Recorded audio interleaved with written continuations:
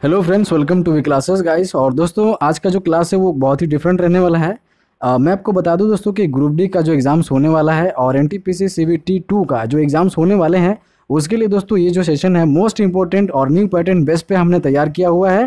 ठीक है। और ये दोस्तों टॉप 30 क्वेश्चंस होंगे। ठीक है, टॉप 30 क्वेश्चंस होगा जिसमें कि current affairs, static GK, science and GK questions होंगे दोस्तों। और ये दोस्तों मैं आपको बता दूं कि यहाँ पे जो है आरआरबी ग्रुप डी लेवल 1 का जो एग्ज़ाम्स है उसका जो सिलेबस है दोस्तों, जनरल साइंस में अगर बात करें तो 25 क्वेश्चन है, मैथमेटिक्स में 25 क्वेश्चन है, जनरल इंटेलिजेंस एंड रीजनिंग में 30 क्वेश्चन है दोस्तों, और general awareness and current affairs में 20 क्वेश्चन है। तो आज जो हम लोग दोस्तों general awareness and current affair देखने वाले हैं, तो सेशन बहुत ही शानदार रहने वाला है। तो चलिए हम लोग सेशन को शुरू करते हैं।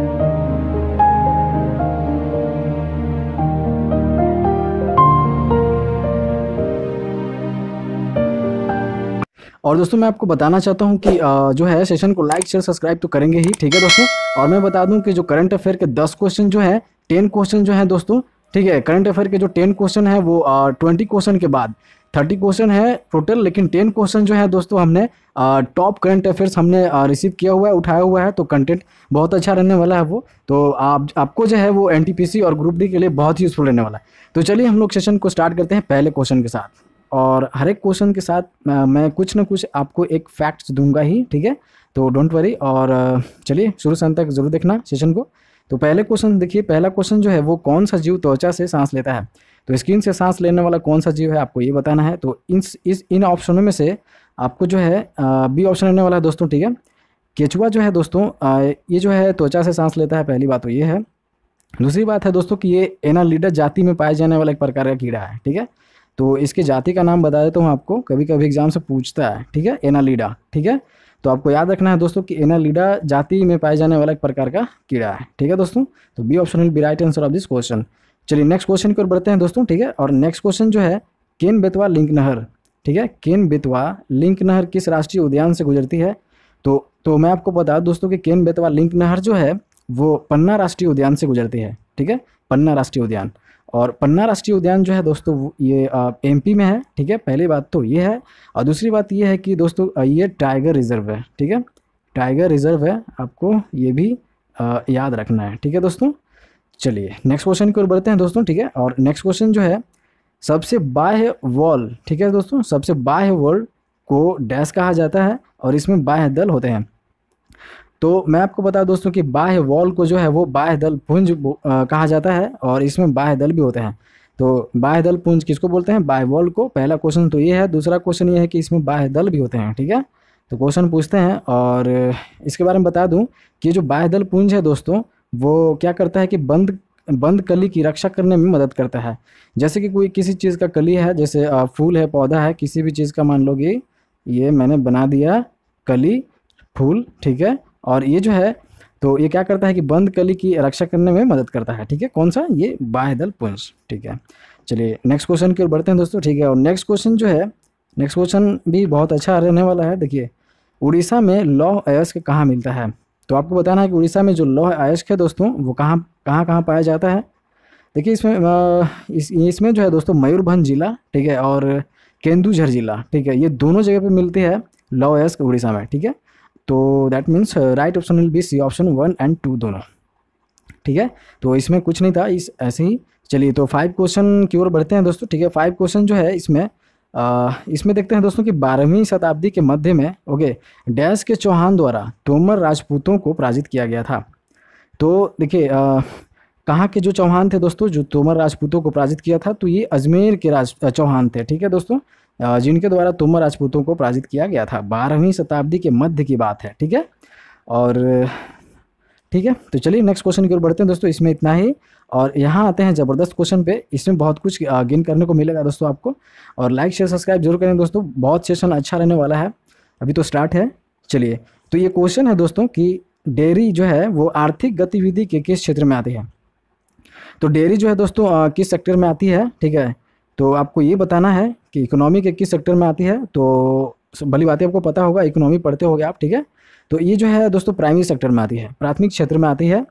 और चलिए प्राथमिक क्षेत्र के बारे में जो है क्या क्या और आते हैं मैं आपको बता देना चाहता हूँ। तो जैसे कि हाँ, शिकार करना। ठीक है, शिकार करना, फिर चारागाही, ओके, चारागाही आती है, फिर मछली मछली पकड़ना, ठीक है, या मछली पालन का कह सकते हो, और फिर मधुपालन कह सकते हो। ओके, मधुपालन। और ये जो क्वेश्चन में डेयरी पालन, डेयरी तो ये था, दुग्ध उत्पादन तो था ही, ठीक है। तो ये जो है दोस्तों प्राइमरी सेक्टर में आते हैं। देखिए प्राइमरी सेक्टर की बात करते हैं तो ये जो है सीधे पर्यावरण से, ठीक है, प्राइमरी सेक्टर को किसे कहते हैं दोस्तों, जो जिसे जो है सीधे पर्यावरण से, जो है इन्वायरमेंट से हम लोग उस पर निर्भर होते हैं, और वहाँ से हम लोग एब्जॉर्ब करते हैं, कलेक्ट करते हैं, ठीक है, उसको क्या बोलते हैं, प्राइमरी सेक्टर बोलते हैं, ठीक है। और इसमें क्या होता है कि पृथ्वी के संसाधनों का उपयोग हम लोग करके, है ना, डायरेक्ट जो है हम लोग निर्यात करते हैं किसी भी चीज़ को प्रोडक्शन के लिए। तो क्या होता है कि ये प्राइमरी सेक्टर होते हैं, ठीक है। तो आपको भली बात ही पता हो गया होगा दोस्तों, ठीक है। तो चलिए उसी तरीके से जो तृतीयक क्षेत्र है दोस्तों, इसमें बैंक वगैरह आते हैं, बैंक जो जो सेवा देकर सेवा लेकर सेवा देते हैं दोस्तों, ठीक है। तो ये सब होते हैं। और माध्यमिक क्षेत्र में आपको पता है कि प्रोडक्शन करके, तैयार करके आप जो निर्यात करते हो किसी भी चीज़ को, मतलब प्रोडक्शन करके किसी भी चीज़ को तैयार करके उसको मार्केट में सेल करते हो, ये क्या होता है दोस्तों, वो माध्यमिक क्षेत्र होता है, सेकेंडरी सेक्टर। ओके दोस्तों, हाँ तो ठीक है। और चतुर्थ सेक्टर जो है दोस्तों, ये फोर्थ सेक्टर जो है वो नहीं होता, ठीक है। तो चलिए हम लोग नेक्स्ट क्वेश्चन की ओर बढ़ते हैं दोस्तों, ठीक है। निरपेक्ष दाब शब्द से आप क्या समझते हो दोस्तों, ठीक है। ये क्वेश्चन में पूछा गया है। तो देखिए मैं आपको बताना चाहता हूं दोस्तों कि ये जो है यह वायुमंडलीय और गैस दाबों जो है, सी ऑप्शन में आप देख सकते हो, यह वायुमंडलीय और गैस दाबों के बीजगणितीय योग के बराबर का दाब है, ठीक है। तो आप ऐसे नहीं समझोगे। और जैसे कि अब और बताना चाहता हूँ कि इसमें जो है दोस्तों कि निरपेक्ष दाब जो है गैस दाब और वायुमंडलीय दाब का योग है। तो यहाँ पे आप जैसे आप देख सकते हो कि जैसे ये मान लो कि वायुमंडलीय दाब हो गया, ठीक है, और प्लस में आप ऐड कर लो गैस दाब, ठीक है, गैस दाब को। तो इक्वल टू क्या होता है दोस्तों, निरपेक्ष दाब, ठीक है दोस्तों। तो क्या बोलते हैं कि वायुमंडलीय और गैस दाबों का जो योग है उसके बराबर निरपेक्ष होता है, ठीक है। आपको ये ऐसे याद रखना है। तो ठीक है, चलिए नेक्स्ट क्वेश्चन की ओर बढ़ते हैं दोस्तों, ठीक है। और नेक्स्ट क्वेश्चन जो है वो बहुत ही शानदार रहने वाला है। देखिए इसमें जो है दोस्तों, निम्नलिखित में से किस खेल के लिए प्रसिद्ध गोल्डन बॉल, ठीक है, अवार्ड दिया जाता है। तो गोल्डन बॉल का जो अवार्ड दिया जाता है कौन से खेल में दिया जाता है, आपको ये बताना है दोस्तों। तो ये जो ऑप्शन है क्रिकेट, हॉकी, फुटबॉल, टेनिस, तो ये फुटबॉल रहने वाला है दोस्तों, ठीक है। फुटबॉल में जो है वो गोल्डन बॉल दिया जाता है, गोल्डन बॉल का अवार्ड दिया जाता है, आपको याद रखना है दोस्तों, ठीक है। और ध्यानचंद जो है वो हॉकी में दिया जाता है। और भी आप देख सकते हो जैसे चलिए नेक्स्ट क्वेश्चन की ओर बढ़ते हैं। इसके लिए स्पेशली वीडियो जो है वो आपको बना कर दे दूंगा, ठीक है दोस्तों। चलिए नेक्स्ट क्वेश्चन की ओर बढ़ते हैं। और नेक्स्ट क्वेश्चन जो है दोस्तों, तेलंगाना को एक नए राज्य के रूप में बनाने के लिए किस समिति को नियुक्त किया गया था। तो ये जो है दोस्तों वो श्री कृष्ण समिति जो है दोस्तों, इसकी नियुक्ति की गई थी तेलंगाना राज्य का गठन करने को लेकर, ठीक है दोस्तों। और तो इसमें बस इतना ही। चलिए नेक्स्ट क्वेश्चन की ओर बढ़ते हैं दोस्तों, ठीक है। 10th क्वेश्चन देख लेते हैं अब, ठीक है। 10th क्वेश्चन जो है बहुत ही शानदार रहने वाला है, इससे बहुत कुछ गेन करने वाले हो आप, ठीक है। इसमें जो है दोस्तों अलीगढ़ मुस्लिम विश्वविद्यालय जो है, अलीगढ़ मुस्लिम यूनिवर्सिटी के संस्थापक कौन रहे थे। तो पहले बात तो ये है कि आप ऑप्शन देख के बता सकते हो, शायद आपने पढ़ा होगा। और ये क्वेश्चंस रिपीटेड हैं दोस्तों, ठीक है, रिपीटेड हैं क्वेश्चंस, ठीक है। तो रिपीटेड क्वेश्चंस हैं तो आप ध्यान में रख सकते हो। तो ये जो है क्वेश्चन का आंसर जो है वो सर सैयद अहमद खान, इनके द्वारा जो है दोस्तों अलीगढ़ मुस्लिम यूनिवर्सिटी की स्थापना करी गई थी, आपको याद रखना है। और कब करी गई थी दोस्तों, तो इसकी जो स्थापना करी गई थी दोस्तों वो 1875 को करी गई थी, ठीक है, बहुत पहले की बात है। तो ये 1875 में करी गई थी। और उस समय जो है था दोस्तों ये मोहम्मद एंग्लो ओरिएंटल कॉलेज था, ठीक है। ये क्या था दोस्तों, मोहम्मद एंग्लो ओरिएंटल कॉलेज, ठीक है, ये ऐसा था। और दोस्तों जब 1920 की बात करें तो 1928 के बाद जो है नहीं सॉरी 1920, ठीक है, 1920 में दोस्तों इसका नाम बदलकर अलीगढ़ मुस्लिम यूनिवर्सिटी कर दिया गया था, ठीक है, अलीगढ़ मुस्लिम यूनिवर्सिटी कर दिया गया था। और इसकी स्थापना करी गई थी सर सैयद अहमद खान के द्वारा, इसकी स्थापना करी गई थी। तो चलिए हम लोग नेक्स्ट क्वेश्चन की ओर बढ़ते हैं दोस्तों, ठीक है। और 11th क्वेश्चन है, प्रत्येक वर्ष कितने श्रेणियों में नोबेल पुरस्कार प्रदान किए जाते हैं।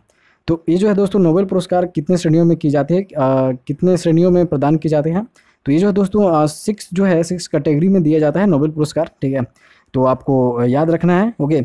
और ये कौन कौन से क्षेत्र में दिए जाते हैं, ओके, ये कौन कौन से क्षेत्र में दिए जाते हैं मैं आपको ये बता देना चाहता हूँ। तो जैसे कि क्या क्या हो जाता है, रसायन, ठीक है, रसायन के क्षेत्र में दिया जाता है, ठीक है, अर्थव्यवस्था के क्षेत्र में दिया जाता है, ठीक है, रसायन हो गया, अर्थव्यवस्था के क्षेत्र में हो गया, ठीक है। और साहित्य के क्षेत्र में हो गया, ठीक है, और शांति के क्षेत्र में हो गया, शांति के क्षेत्र में, और फिजिक्स भौतिकी के क्षेत्र में दिया जाता है दोस्तों, ठीक है। और फिर जो है दवा दवा या फिर भौतिकी विज्ञान, ठीक है, दवा या फिर भौतिकी विज्ञान के क्षेत्र में दिया जाता है दोस्तों। ये शानदार योगदान जो देते हैं इन सब फील्ड में, उनको ये दिया जाता है, ठीक है दोस्तों। और तो ठीक है, तो 6 कैटेगरी में दी जाती है दोस्तों नोबेल पुरस्कार, ठीक है। चलिए नेक्स्ट क्वेश्चन की ओर बढ़ते हैं दोस्तों, ठीक है। और नेक्स्ट क्वेश्चन जो है वो है, इनमें से कौन सा पैराडाइज टावर्स पुस्तक के लेखक हैं दोस्तों। तो राइटर कौन से रहने वाले हैं दोस्तों पैराडाइज टावर्स के। तो ये जो है दोस्तों वो श्वेता बच्चन नंदा जी, ठीक है। आपको याद रखना है दोस्तों, वेरी वेरी इंपॉर्टेंट रहने वाला है कि श्वेता बच्चन नंदा जो है वो, उनकी जो बुक है पैराडाइज टावर्स, ठीक है, उनके लेखक हैं। और इसमें जो है दोस्तों इस बुक में क्या क्या दी गई है कि इस बुक में है दोस्तों कि मुंबई में एक गगनचुंबी इमारतों में रहने वाले जो परिवार हैं उनके जीवन के बारे में बताया गया है, ठीक है। तो गगनचुंबी गगनचुंबी आप इमारतों के बारे में आप समझ सकते हो। तो उनमें जो रहने वाले जो लोग हैं उनके जीवन शैली के बारे में पैराडाइज टावर्स में लिखा गया है, ठीक है। तो बस आपको याद रखना है। चलिए नेक्स्ट क्वेश्चन की ओर बढ़ते हैं दोस्तों, ठीक है। और नेक्स्ट क्वेश्चन बहुत ही शानदार रहने वाला है। देखिए फ्यूगो ज्वालामुखी कहाँ स्थित है, ठीक है, फ्यूगो ज्वालामुखी।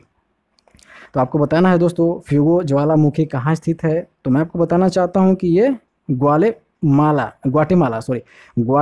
जो है यहाँ पे स्थित है। और आपको बता देना चाहता हूँ कि जो ग्वाटेमाला स्थित है दोस्तों, ये कहाँ स्थित है। तो ये जो है स्थित दोस्तों मिडिल अमेरिकन कंट्री में है, ठीक है। तो आपको याद रखना है दोस्तों कि ये मिडिल अमेरिकन कंट्रीज़ में है, ठीक है। और ये जो ग्वाटेमाला का जो कैपिटल है दोस्तों, ग्वाटेमाला सिटी के नाम से है, ठीक है, ग्वाटेमाला सिटी के नाम से है इसका कैपिटल, ठीक है।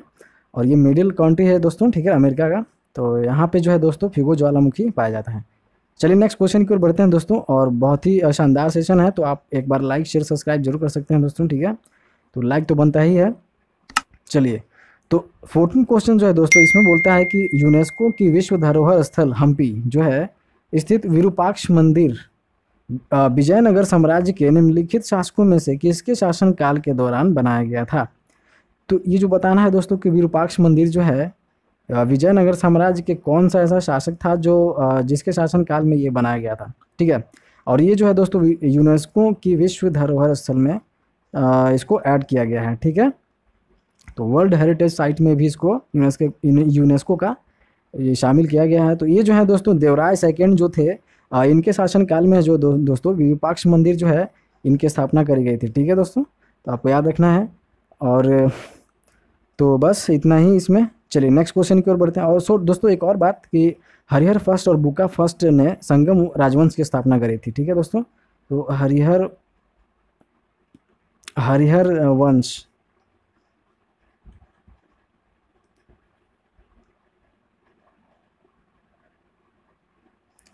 तो हरिहर, ठीक है, हरिहर फर्स्ट और बुक्का फर्स्ट जो है दोस्तों इनके द्वारा जो है संगम राजवंश की स्थापना करी गई थी। आपको याद रखना है दोस्तों, ठीक है। तो चलिए विरूपाक्ष मंदिर का स्थापना किसने करी, तो देवराय सेकंड के शासनकाल में, ठीक है। चलिए नेक्स्ट क्वेश्चन की ओर बढ़ते हैं दोस्तों, ठीक है। और नेक्स्ट क्वेश्चन जो है वो चालुक्य की राजधानी क्या थी। चालुक्य की राजधानी क्या थी दोस्तों। और ये रिपीटेड क्वेश्चन है, आई थिंक सारे क्वेश्चन जो है वो बहुत ही इंपॉर्टेंट रहने वाले हैं। तो ये जो है दोस्तों वो बादामी, चालुक्य की राजधानी कहाँ थी, बादामी थी। और इसको जो है बादामी को जो है दोस्तों एक और नाम से जाना जाता है जिसको बोलते हैं दोस्तों वातापी, ठीक है, वातापी कहा जाता है, ठीक है, बादामी को ही। चलिए नेक्स्ट क्वेश्चन की ओर बढ़ते हैं दोस्तों, ठीक है। और नेक्स्ट क्वेश्चन जो है इसमें इतना ही था। देखिए नेक्स्ट क्वेश्चन जो है इसमें साइंस का क्वेश्चन है। इसमें है दूरदृष्टि दोष का क्या रीज़न है। तो देखिए दूरदृष्टि दोष जो है इससे आप भली भांति परिचित होंगे दोस्तों, ठीक है। तो इसमें क्या होता है दोस्तों कि अभिनेत्र लेंस की फोकस लंबाई जो है इसका बहुत लंबा हो जाता है, ठीक है। तो इसमें याद रखना है कि अभिनेत्र लेंस की फोकल लंबाई का बहुत लंबा हो जाना ये जो है दूरदृष्टि दोष का रीज़न होता है, ठीक है। और दोस्तों दूरदृष्टि दोष में आप जो है वो दूर की चीज़ों को देख सकते हो लेकिन नज़दीक की चीज़ों को आप देख नहीं सकते, ठीक है दोस्तों। तो चलिए हम लोग नेक्स्ट क्वेश्चन की ओर बढ़ते हैं दोस्तों। नेक्स्ट क्वेश्चन भी जो है वो बहुत ही दमदार रहने वाला है। और जो 17 क्वेश्चन है दोस्तों वो है कि नर्सिंग समिति ने निम्नलिखित में से किस समस्या को संबोधित किया था। दोस्तों मैं आपको बता दूं कि नरसिंह समिति ने जो है वो कैपिटल एडिक्वेसी रेशियो, जिसे बोलते हैं पूंजी पर्याप्त अनुपात, है ना, इस समस्या को संबोधित किया था दोस्तों। ठीक है, आपको याद रखने की ज़रूरत है। ठीक है, तो अब बात करते हैं दोस्तों कि इसमें जो है अपनी रिपोर्ट 1998 में सौंपी गई थी। ठीक है, इसका जो रिपोर्ट था दोस्तों वो 1998 में सौंपी गई थी, तो आपको याद रखना है। ठीक है दोस्तों, बात करते हैं 18 क्वेश्चन की। तो इसमें है कि नार्कोलेप्सी जो है किससे रिलेटेड है, एक बीमारी है। ठीक है, तो आपको बताना है कि जो एक डिजीज़ है तो नार्कोलेप्सी ये किससे रिलेटेड है। तो दोस्तों मैं आपको बता दूं कि ये जो है अत्यधिक नींद का विकार, जो अत्यधिक सोते हैं लोग, वो एक तरीके का बीमारी भी है, डिजीज़ है एक तरीके का। तो उससे जो है दोस्तों नार्कोलेप्सी जो है उससे रिलेटेड है। और बात करते हैं दोस्तों, तो ठीक है, D option will be right answer of this question. तो चलिए नेक्स्ट क्वेश्चन की ओर बढ़ते हैं दोस्तों। ठीक है, और नेक्स्ट क्वेश्चन जो है वो दल बदल विरोधी कानून, ठीक है, एंटी डिफेक्शन लॉ जो है दोस्तों भारतीय संविधान की कौन सी अनुसूची में दिया गया है। तो आपको बताना है दोस्तों कि एंटी डिफेक्शन लॉ जो है कौन से शेड्यूल में दिया गया है हमारे इंडियन कॉन्स्टिट्यूशन में। तो दोस्तों मैं आपको बता दूं कि ये जो है दोस्तों 10वीं अनुसूची, आपने पढ़ा होगा और ये रिपीटेड क्वेश्चन है, पूछे जाते हैं दोस्तों। ठीक है, तो ये जो है 10th शेड्यूल में है दल बदल विरोधी कानून। इसे बोलते हैं दोस्तों आया राम और गया राम। ठीक है, इसको एक और नाम से जानते हैं कि आया राम और गया राम। ठीक है, तो एक जैसे एक बहुत पहले असेंबली हुआ करता था, तो उसमें क्या है कि एक मिनिस्टर्स हुआ करते थे, कोई मान लो कि या तो लोकसभा के, विधानसभा के, या फिर राज्यसभा के, किसी भी चीज़। तो क्या करते थे कि वो अपनी पार्टी को बार बार वो बदल देते थे, उनकी आदत होती थी कि अपनी पार्टी को चेंज करना। तो क्या उन्हीं में से किसी ने बोला कि आया राम और गया राम, तो ये जो है वर्ड रिलेटेड आपको सुनने को मिला था, यही दल बदल विरोधी कानून का। देखिए और कुछ बताना चाहता हूँ इसमें जो है, देखिए मैं बताना चाहता हूँ कि ये जो है दोस्तों राजीव गांधी के टाइम पे, ठीक है, राजीव गांधी के टाइम पे 1985 में, ठीक है, 52वें संशोधन, ठीक है, तो सेकेंड 50 जो सेकेंड अमेंडमेंट है दोस्तों, इसके थ्रू जो है इससे रिलेटेड जो है वो 10वीं अनुसूची है दोस्तों। ठीक है, आपको याद रखना है। और बस 1985 में किया गया था, तो ये क्वेश्चन ये है, 10वीं अनुसूची आपको याद रखना है। ठीक है, और 52वें 52वें संशोधन जो है इसके द्वारा इसको बनाया गया था। ठीक है दोस्तों, तो चलिए अब नेक्स्ट क्वेश्चन की ओर बढ़ते हैं। देखिए क्वेश्चन में है कि कालाशोक ने डैश बुद्ध परिषद को डैश में स्थापित किया था। तो हमको बता दो कि कालाशोक ने दोस्तों, ठीक है, कालाशोक जो है वो दूसरी बुद्ध परिषद को वैशाली में स्थापित किया था। ठीक है, तो दूसरी और वैशाली, यानी कि second option will be right answer. तो दोस्तों ये जो है कालाशोक ने दूसरी बुद्ध परिषद को, है ना, वैशाली में स्थापित किया था। ठीक है, आपको याद रखना है।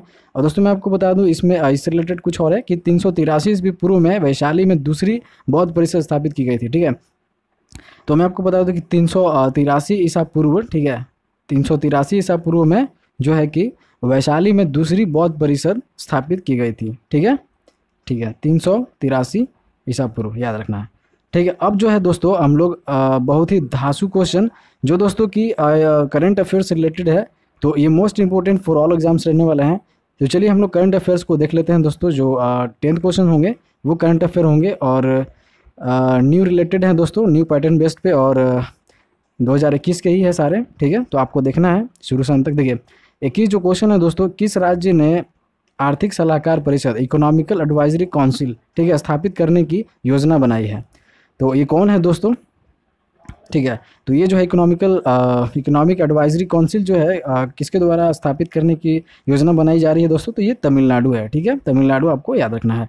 तो चलिए इससे इतना ही। चलिए नेक्स्ट क्वेश्चन की ओर बढ़ते हैं। और ये दोस्तों ये क्वेश्चन देखने को मिलेंगे आपको, ठीक है, एग्जाम में आपको देखने को जरूर मिलेंगे। देखिए निम्नलिखित में से, ठीक है, निम्नलिखित में से किस राज्य या केंद्र शासित प्रदेश में परिसीमन प्रक्रिया, जो जिसको बोलते हैं डेलिमिनेशन, ठीक है, डेलिमिटेशन प्रोसेस, ठीक है, डेलिमिटेशन प्रोसेस जो है किस राज्य या केंद्र शासित प्रदेश में ये जो है प्रक्रिया चल रही है? ठीक है, डेलिमिटेशन प्रोसेस। देखिए बात करते हैं ये जो जम्मू कश्मीर है दोस्तों, जम्मू एंड कश्मीर में ये जो है परिसीमन प्रक्रिया चल रही है, ये चर्चे में है, तो आप समझ रहे होंगे। ठीक है, तो चलिए ठीक है, नेक्स्ट क्वेश्चन की ओर बढ़ते हैं दोस्तों। ठीक है, 23 क्वेश्चन जो है इसमें है कि पुरुष टेस्ट क्रिकेट में हैट्रिक लेने वाले दक्षिण अफ्रीका के गेंदबाज कौन बन गए हैं? ठीक है, पुरुष टेस्ट की बात हो रही है। ठीक है, तो पुरुष टेस्ट क्रिकेट में जो हैट्रिक लेने वाले गेंदबाज बन गए हैं दोस्तों वो है केशव महाराज, ठीक है, केशव महाराज नाम भी है दोस्तों महाराज जैसी। तो वो जो है हैट्रिक लेने वाले दक्षिण अफ्रीका के खिलाड़ी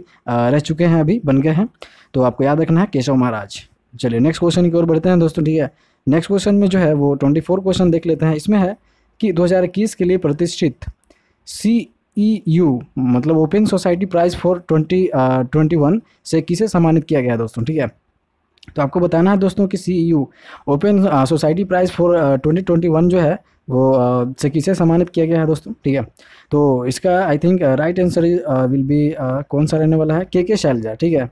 तो दोस्तों ये जो के शैलजा जी हैं इनको जो है CEU open society prize for 2021 से सम्मानित किया गया हुआ है, ठीक है। आपको याद रखने की ज़रूरत है, ठीक है दोस्तों। और दोस्तों किसी भी क्वेश्चन में अगर त्रुटि हो जाती है, कुछ मिस्टेक हो जाती है, तो आप मुझे कमेंट बॉक्स में नीचे कमेंट कर सकते हो। चलिए नेक्स्ट क्वेश्चन की ओर बढ़ते हैं दोस्तों। 25 क्वेश्चन है, ठीक है। 25 क्वेश्चन में है कि भारत के कोविड-19 टीकाकरण अभियान में कौन सा राज्य शीर्ष स्थान पर रहा है। तो कोविड-19 टीकाकरण अभियान में जो है दोस्तों वो महाराष्ट्र रहा है अभी शीर्ष स्थान पे, आपको याद रखने की ज़रूरत है, ठीक है। चलिए नेक्स्ट क्वेश्चन की ओर बढ़ते हैं दोस्तों, ठीक है। नेक्स्ट क्वेश्चन में है कि विश्व होम्योपैथी दिवस, वर्ल्ड होम्योपैथी डे जो है कब मनाया जाता है दोस्तों, ठीक है। तो ये जो है आई थिंक 11 अप्रैल, ठीक है दोस्तों। एक बार आप देख लेना 11 या 10 अप्रैल को है, तो इसमें थोड़ी सी डाउट है, तो 10 अप्रैल आप याद रख लेना, ठीक है दोस्तों। तो चलिए नेक्स्ट क्वेश्चन की ओर बढ़ते हैं दोस्तों, ठीक है। नेक्स्ट क्वेश्चन जो है वो 27 देख लेते हैं। इसमें जो है कि वर्ष 2021 में भारत के स्वतंत्रता के 75 वर्षों को चिन्हित करने के लिए 75 श्रृंखला पेंशन जागरूकता किसने शुरू करी है। तो 75 जो श्रृंखला पेंशन जागरूकता है दोस्तों, ये किसने शुरू करी है, तो आपको मैं बताना चाहता हूँ डॉक्टर जितेंद्र सिंह, ठीक है। Doctor Jitendra Singh, B option will be right answer of this question. तो इसने है 75 श्रृंखला जो है पेंशन जागरूकता शुरू करी है हमारे भारत के स्वतंत्रता के 75 वर्षों को चिन्हित करने के लिए, ठीक है दोस्तों।